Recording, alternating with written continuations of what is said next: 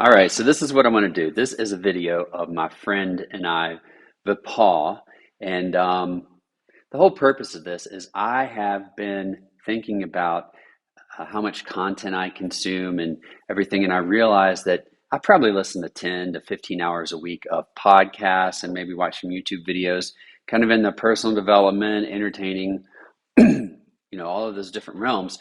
But it's really hard to pull the snippets out, and so these are things I really want to save and delve and dive into more.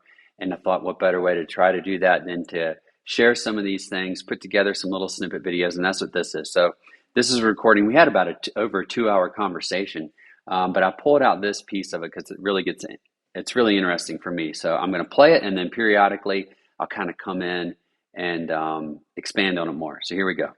Because what really got me to reach out again, other than just the normal stuff, was this idea.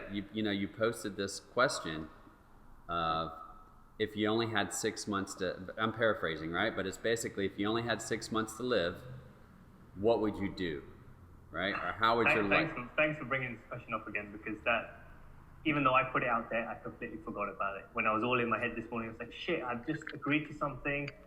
What do I do? I've got all these options, but That's it, right? Sorry, that was the question, and it's something. It's interesting that when you had posted it, because I was talking to some friends probably 2 or 3 months before that, and we were having dinner, like another couple, my wife and I and this other couple, and like out of the blue, I brought this up, or somehow it came up, and I couldn't explain why. It's one of those questions I think is paradoxical. It's not the right word, but it's almost you can't even fathom, because the practicality of the question immediately kicks in when you know that you don't have only 6 months left to live, right? And I think you touched on it, like, oh, I've got some money in the bank. If I only had 6 months to live, like I could spend that money down to zero, and it wouldn't matter, because, at the end of 6 months, it doesn't matter if I have any money left. But in reality, that, okay, I'll have another 100 years. You might have 100 years left to live, and so you can't think about that. So I wanted to like get your take on, what does that question really mean to you when you think about it? I wanted to explore where you were at when you read that question as well, and why it inspired you to kind of have this conversation. Like, why was it that important that you wanted to have a conversation about it? But I'll answer it first, what you asked me. Okay. So you said, what does that mean to me, basically, right? Yeah. I guess what's inspired it is just pondering this thought of death, and being able to use that as a perspective to live. Right. Now that's a key moment right there. So just think about what he's saying. Using death as a tool to explore what's the reason to live. So it's not just the 6 month time frame, but it's that concept of using death as the driver for your exploration of what it means to live. Let's see where he goes. If I keep that on the horizon, how does that change the way I live? Not necessarily from a point of fear, but a point of inspiration. See, now that's the big transition a lot of people don't think about, but the idea of death is very fearful to most people. And I mean, we've been really, really taught that. But if you kind of start looking back in history and thinking about it, death, the Stoics, a number of other people, philosophers, thinkers throughout history, have almost used death as what he mentions here, using it as inspiration, knowing that death is coming for all of us, and using it as a tool to inspire you to take more decisive and driven action. That's really powerful. A really key point, to not fear death, but to flip it on its head and use it as something that inspires you to great action. It's a fact. I have a certain amount of time to live. Could be 24 hours, 24 days, 24 months, whatever. But there is a limitation. And if there's a known limitation on that, then why don't I just create everything that I feel I want to create as I'm still here, as I'm still living, and I have the ability to do so. So whatever's in my means, and whatever is in my field of inspiration at the time. Sorry, here's another thing that I think is really key, is that he specifically uses the word, listen to word choice, he uses the word create. So you're coming from an inspired place, you're using death as an inspiration, and you're using it to create a life that you want to have. Creation is important as opposed to, a number of different words that could be used there. The idea of creating what you want as opposed to someone giving it to you or going out there and searching for it or that type of thing. This is about creation.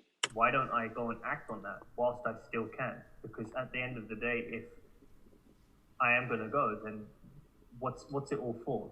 So it puts it into the perspective of how do I actually want to use this time? Do I want to engage with this person? Do I want to engage in this idea? Do I want to spend this money in this way or that way? So it's really, really about perspective. And I think it ties into what you just said beautifully is if I'm faced with a scenario like I am now, a life scenario of kind of a few different avenues of what I could do. Well, if I had 6 months to live, what choice would I make then? Well, then it's a no-brainer. I would explore what it means to be on my own and how much impact I could have behind that door versus staying within this structured environment that I've kind of already been for the last however many years. So how much more can I explore there versus completely letting go of that structure and recreating my own?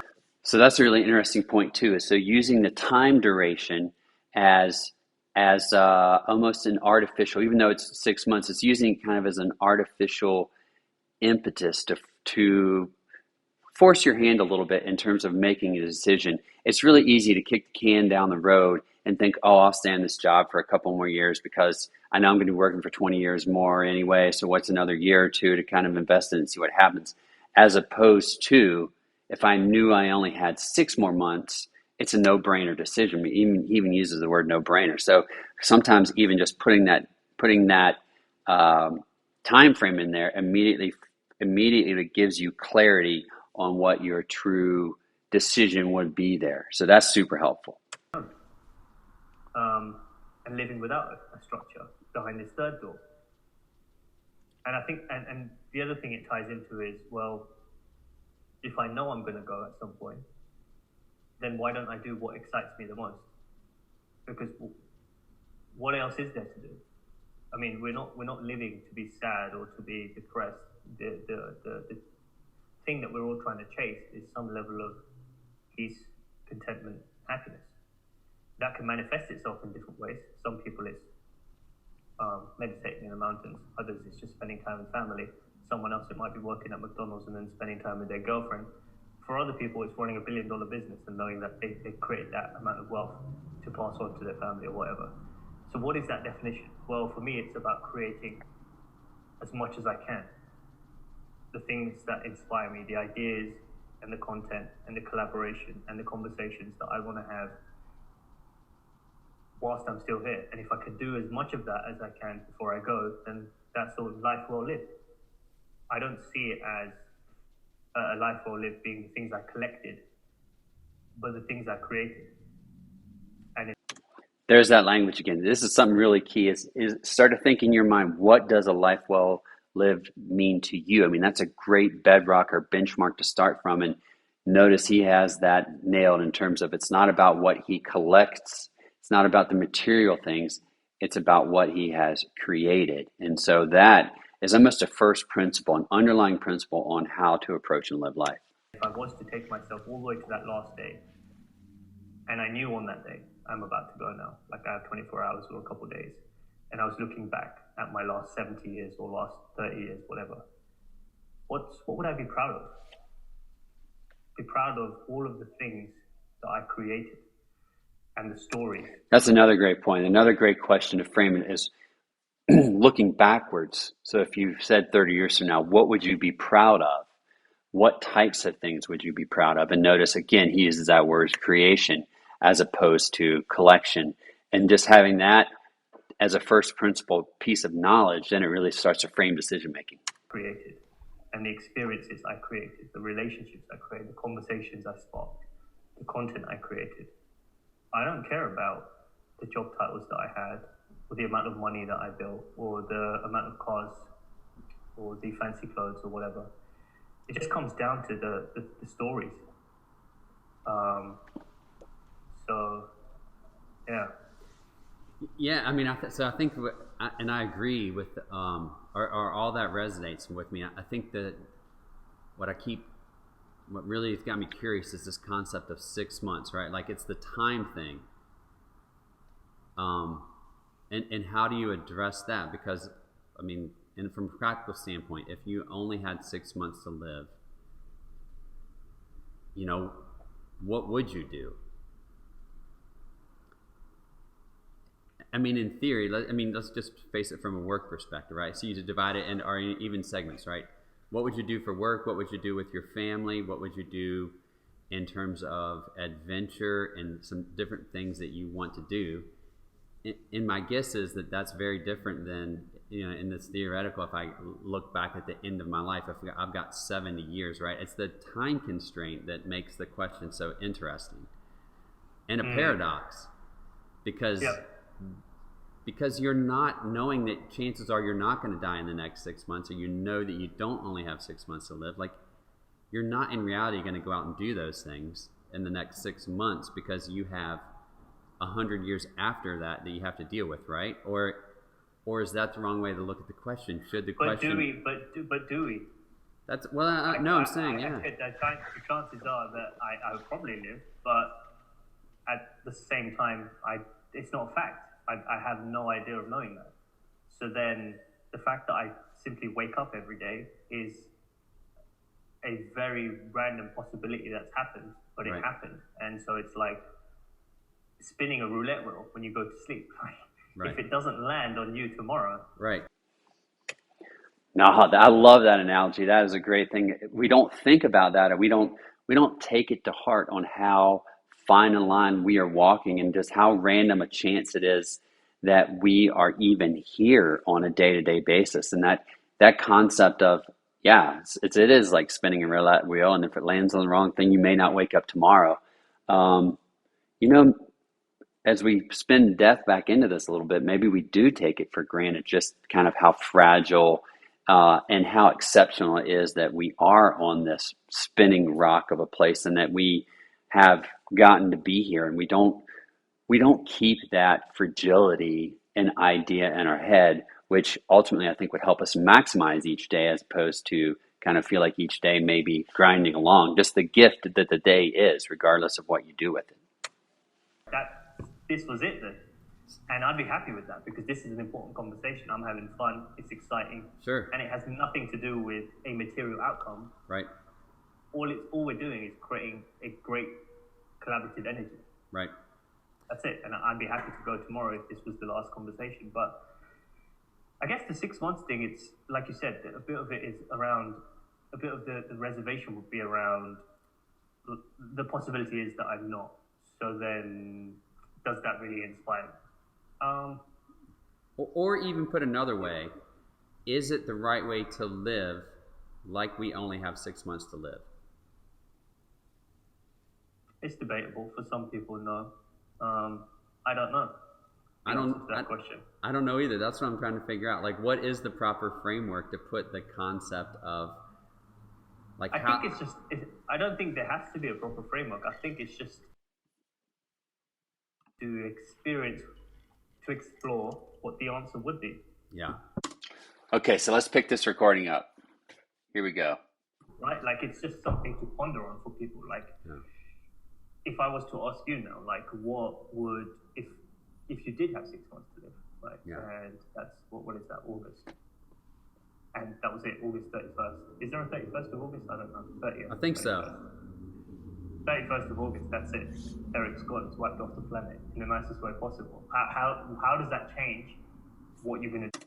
I mean, how kind was that? Eric is wiped off the planet in the nicest way possible. That's quality, dude. From tomorrow.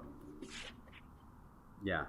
So let me, before I answer that, let me tell you what I landed on, and let me see how this resonates with you. Yeah. So what I thought is, what if, or this is the way I started thinking about things, is to actually have multiple levels, right? Because, so what if you think, how would I live if I only had 1 day to live? If I only had 1 week to live?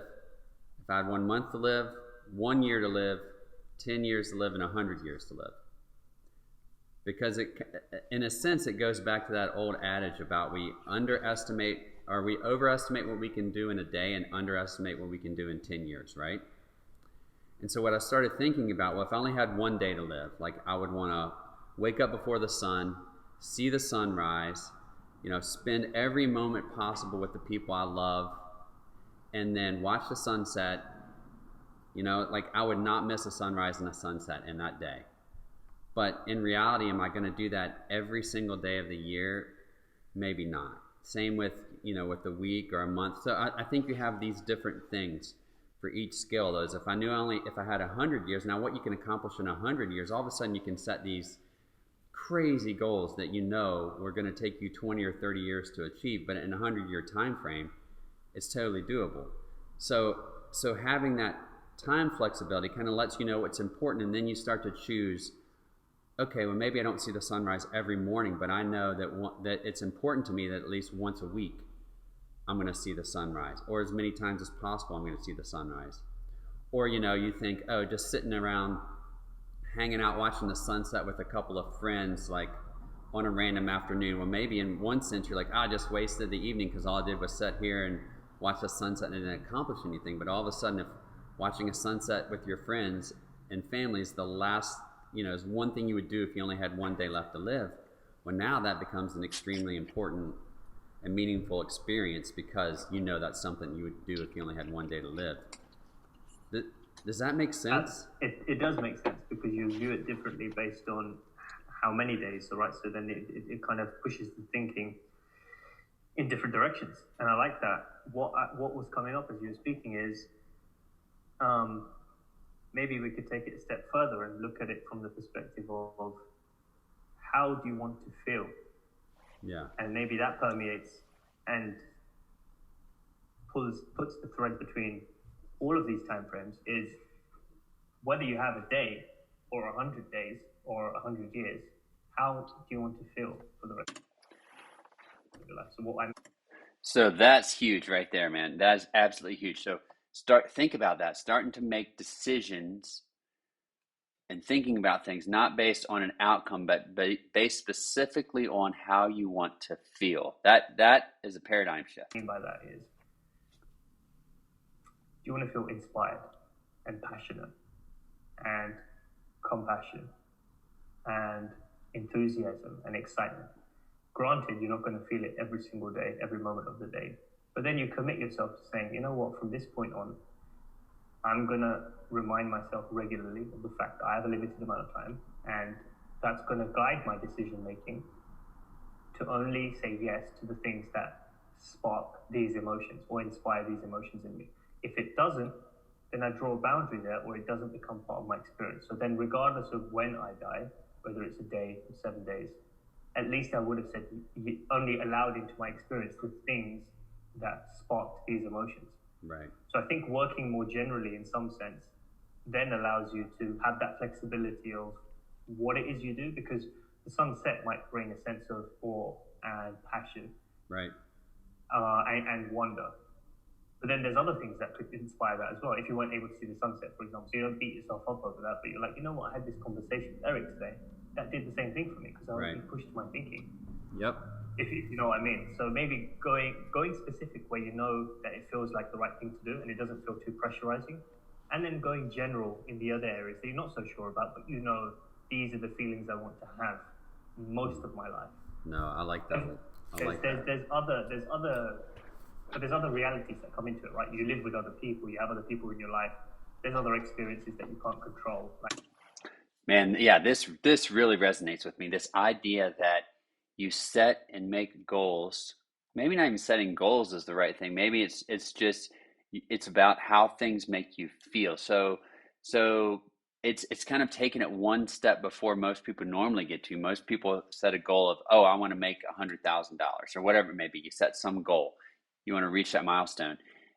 And this is actually thinking about, well, why do you want to reach that milestone? And in reality, I don't think a lot of people think about that, but you set that milestone because of how you think it's going to make you feel in that moment. So maybe making that $100,000 is going to make you feel secure. Maybe it's going to make you feel worthy. Maybe it's going to make you feel all of these things. But what if you, instead of setting the goal as a number, what if you're just saying, all right, I'm going to do whatever makes me feel the way I want to feel, and the outcome isn't as important as the feeling.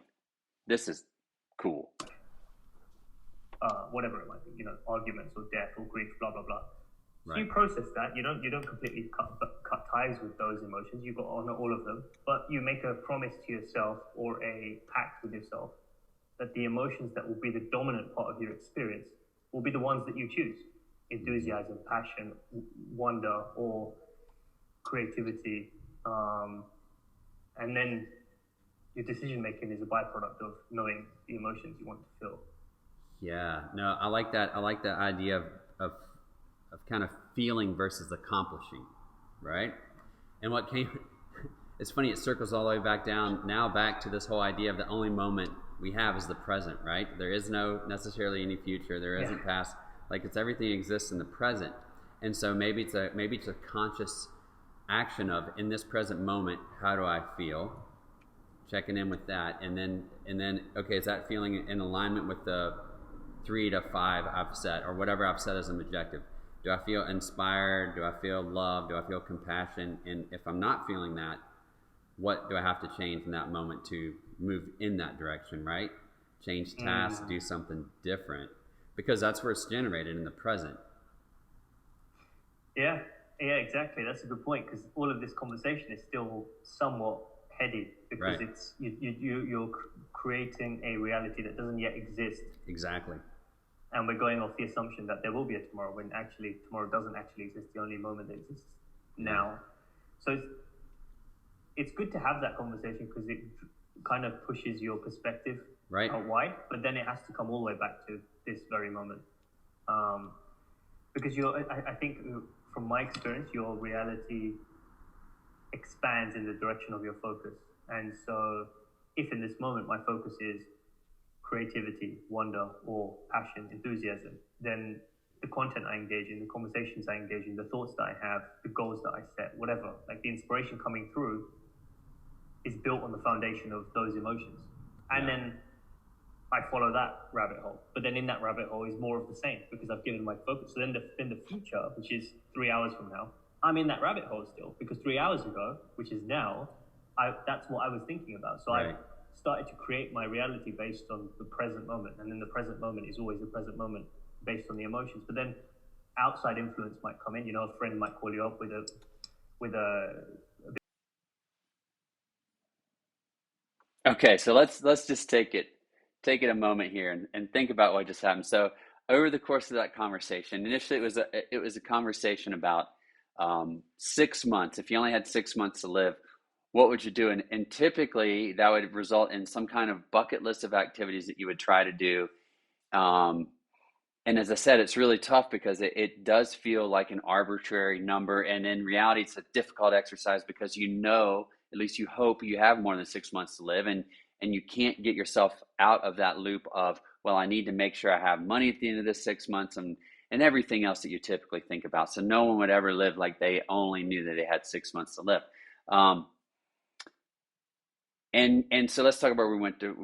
We got some really interesting points out of this. This was a great thought exercise because the first point we got is, it does bring the element into death in the conversation, and people normally fear death, but we turned death on its head and said, okay, what if death goes from something we fear to something that inspires us? But Paul threw out this idea of using death as an inspiration for action as opposed to a fear for action. So that's really interesting. And then the next thing that hit that we really touched on is this idea of creation. So we create the lives instead of going out and chasing achievement and chasing. It's actually creating the life that you want to live. So really, you become the powerful creator of your life. And so we've turned death into inspiration, and now instead of going out and searching for things, we go to creation. And another big thing is a lot of people start thinking about content or materialism, or what do I want to have in my life, what do I want to how much money do I want to make, how many mountains do I want to climb, all these different things. And again, Paul drops back into, what do I want to create, what do I want to put out into the world, what do I want to, it's not about things, it's about creating things of value, not creating things of value or creating content or creating connection or creating all of those things. So it's not really a to have list, it's to create list. So that's really interesting and exciting. And then finally, a huge concept is this idea of what is the feeling that you want to have. So you set these goals, and the idea is the goals.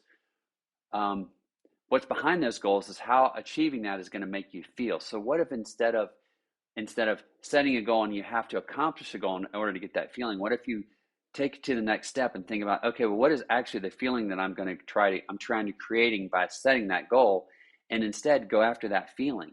And so that feeling can originate in a numerous different ways. It doesn't have to be just one objective achievement, that if you reach it, then you can have that feeling. And if you don't reach it, you don't get to have that feeling. In this way, you have that feeling the whole time as you work towards whatever it may be. And it could be different things because you're working towards a feeling as opposed to working towards some artificial, or not an artificial, but some form of object out there that you'll be happy once you get to it, or you have the feeling once you get to it. So that's also a really important concept. So we've gone from death is fear to death is inspiration, creation as opposed to consumption, and also this idea of set goals based on how they make you feel, or the feeling that you're going after, versus um, having to achieve some objective end. So that's really cool. All of those things now are going to play into how I think about if and what kind of goals I do set in the future. Really, they become first principles on how you want to live life. And finally, again, remember, this is also a conversation about living in the present moment, because all we really do have is this present moment. So uh, if you've watched this far, thanks a lot for watching. Great conversation. I want to thank Vipul again. Awesome conversation to have with him. I really appreciate it. And hopefully, by doing these reviews, not only do I remember more, but hopefully you get to see some of these points and they impact your life. All right. Have a good one. Keep rolling.